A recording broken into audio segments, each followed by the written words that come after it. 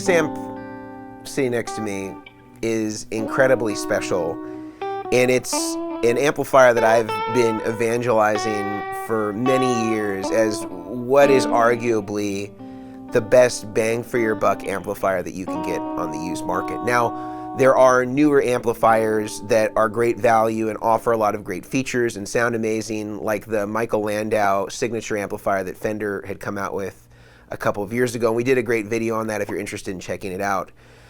But in some ways, if we're just looking at what amplifiers meet all the boxes that you'd want to check in a boutique amp, that it's hand wired, that it has a buffered effects loop, that it has a clean and a dirty channel, which are both equally usable, I think none fit the bill better than the Rivera-Era Fender Concert amplifiers. And in fact, any of the Rivera-Era series from this generation of Fender amplifiers in the early 80s are absolutely unmatched in their tone, their build quality, and in their feature set comparatively to any other amplifier released not only during that era, but you can get at this moment in time. These often range as little as $600 to $800 and are absolutely insane, as you're going to see today. So to give you a little bit of backstory on this amplifier, Paul Rivera was an iconic amplifier modifier and also a rig builder and pedal modifier back in the 70s and 80s through Valley Arts, which ultimately became sort of a hotbed where all the session musicians would have their gear repaired, have their gear modified, have it improved by not only the guitar and luthiery department, but also by an amplifier technician named Paul Rivera. And Paul was famous for doing his stage mods, stage 4, stage 5 mods to Fender amplifiers and making them channel switching monsters and putting effects loop in them and making them modernized for the way that session guitarists were using some of these classic amps and being able to take small studio amps into all of the studios here around town in LA and be able to get great sounds without having to swap in a Marshall with a Fender and really being able to get all those tones all under one roof. Now, by the time the 80s came around, Paul was then recruited to work for Fender as their lead amplifier designer and to really reinvigorate an amplifier line that had really struggled for relevance as it got into the 70s. The silver face era of Fenders were often not considered to be the best examples of their work, and Paul really wanted to revive the qualities of the mid-60s Fenders and also add some of those modern features that we were starting to see in amplifiers like Mesa Boogie. The Fender Concert era, along with all the other Rivera-Era Fender amplifiers, were really unprecedented for the time. If you wanted to get the features that came stock on this amp, you'd really have to go very boutique and get something like a Mesa Boogie, which wasn't as widely known or as used as it is now. Back in those days, that was almost akin to having something like a Dumble. It wasn't something that was available to every player.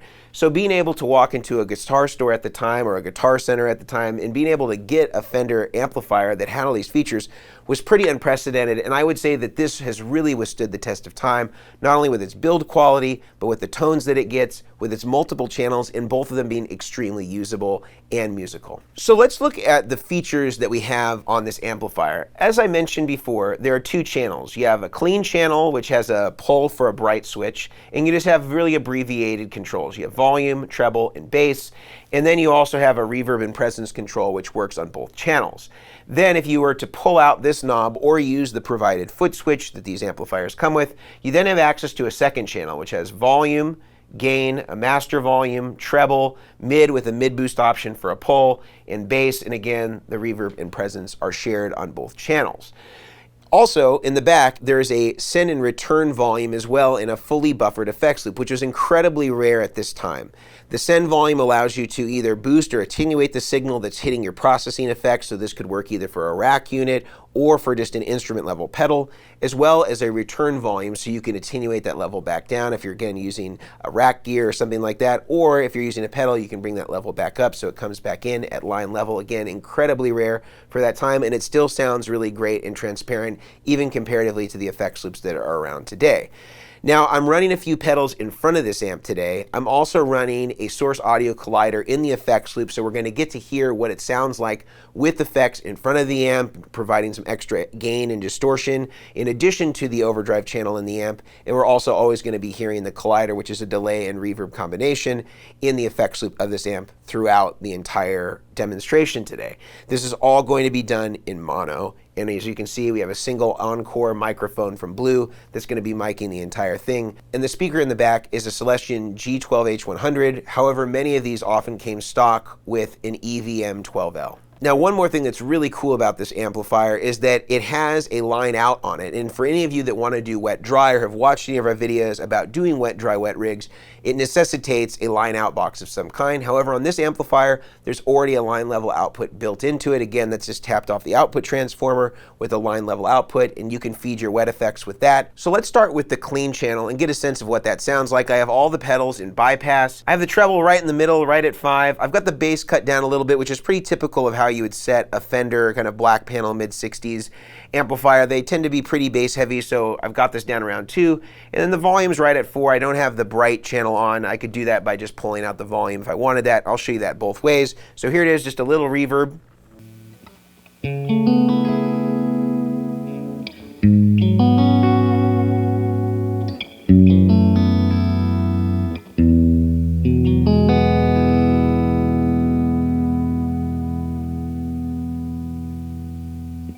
Now bright channel engaged.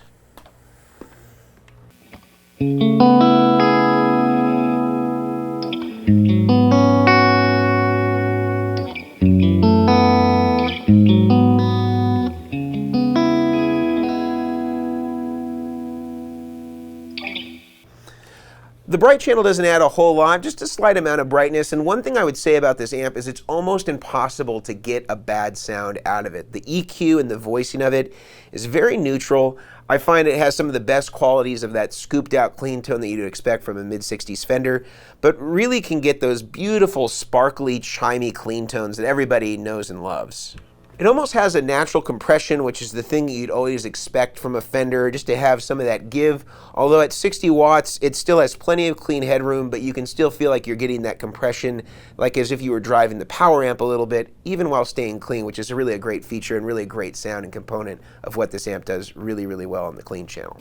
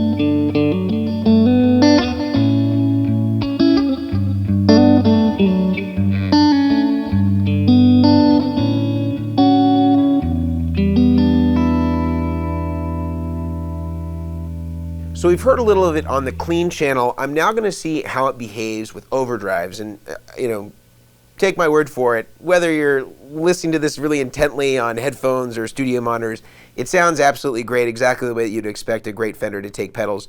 But just so that we can prove it, turning off the bright channel, I'm going to engage the Ultraphonics Mark II on this and just give it a little bit more gain, just to kind of show how it does with something maybe a little bit more mid-rangey, something you might get from maybe a Tube Screamer or maybe more of a Klon style. This will kind of emulate slightly what you'd be hearing with a more mid-range focus pedal, which is traditionally what you'd use in front of a more scooped out kind of mid-60s black panel Fender.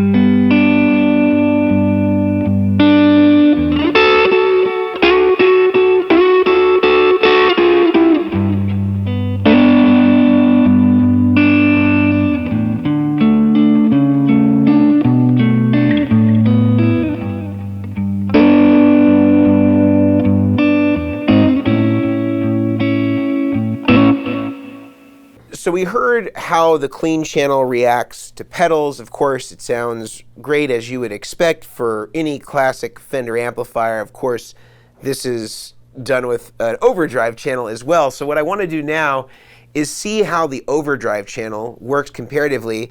And really the great thing about this is that you can supplement between overdrive channel and using pedals in front of the clean side of the amplifier, or mix and match however you want. So you can really get a lot of different gain structures, whether that's pedal into clean channel, pedal into dirty channel, or just dirty channel alone, or just clean channel alone. So many different options.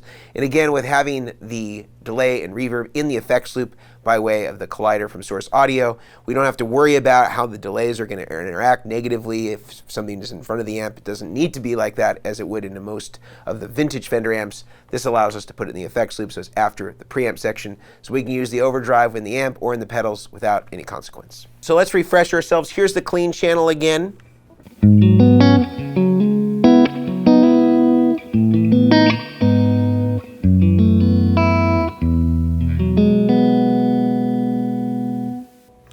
Now here's the dirty channel.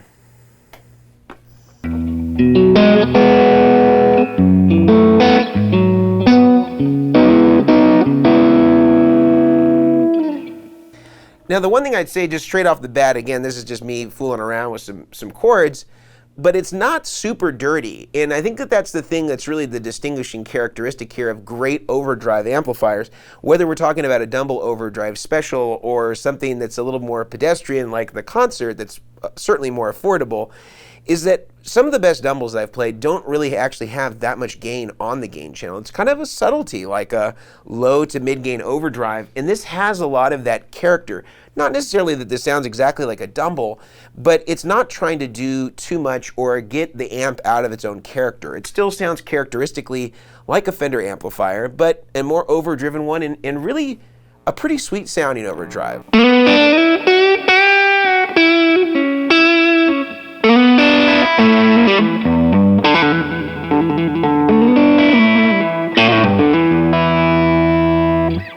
It sounds meaty, it sounds beefy, it's got plenty of low-end growl, and I think is an absolute winner when we compare other overdrive Fender amplifiers that came in later years than this, whether we're talking about the Hot Rod DeVille or Deluxe. Those tend to go for just too much gain and really end up biting off more than they can chew. They sound kind of really raspy and kind of bright and thin, and it's the absolute opposite with this amp. It sounds fat, thick, meaty, beefy, everything that you would want out of a lead channel if you're going into some sort of Fender amplifier. So I really think this is a great viable option if you want to get those overdriven tones, but you want the core clean sound to be a Fender. This thing is an absolute winner. Let's check out some more overdriven tones. I'm going to bring in a few other effects here. We're going to hear how this thing sounds going on the overdrive channel.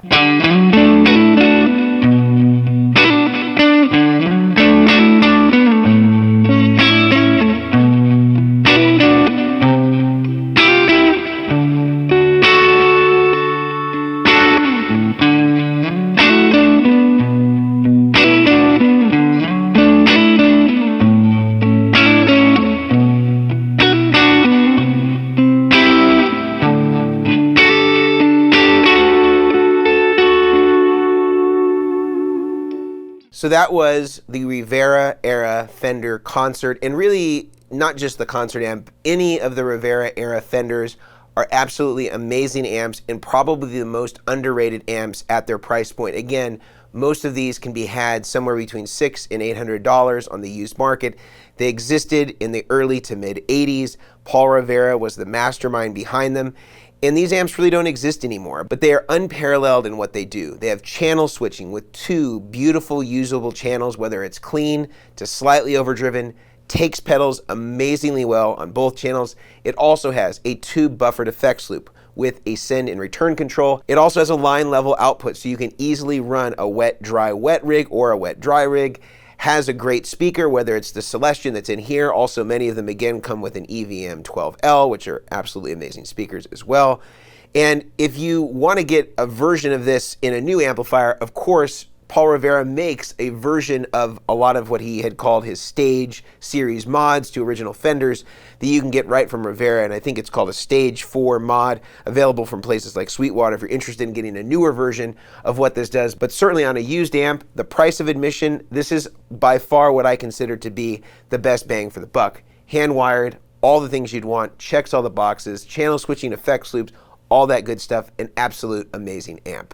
Now, if you like what you saw today, I highly recommend that you like, you subscribe, you leave us a comment of other sleeper amps that you think might be on par with this, where they're hand-wired, have the effects loops, have the ability to do wet, dry, wet, and all that good stuff. I'll also put in the description deals that I see on these era amplifiers, whether it's the Concert, as I'm demoing today, or the Deluxe, or the Princeton. They're all really amazing amps. Also, the Champ is another great one that Paul had made and designed, which are all really fantastic. If you can find anything from that Rivera-Era, it's absolutely fantastic and meets that same criteria that we talked about today with the Concert. So please do check that out in the description. And if you want to support us, you can head over to the Vertex Effects website, where we sell all of our pedals and have a list of all of our dealers that have our pedals in stock. Also, if you want to support us by buying pedal board material, supplies, or cables like what we use today to connect all the pedal board and amplifier and guitar, you can check that out over on therigdr.com, where we also offer one-on-one consulting if you're interested in working with us on a rig or having us discuss problems with your rig and how to best fix them. Also, if you want a free way to engage with us, head over to our podcast, which is the Chairman of the Board podcast, where I get together with Brian O'Million from O'Million Audio and Grant Klassen from Goodwood Audio. And we have a roundtable discussion every week about pedal boards, an easy, free way to have some fun and get some extended content that's just along the lines of the stuff that you watched today. Until next time, I'm Mason Marangella from Vertex Effects, aka The Rig Doctor. We'll see you later.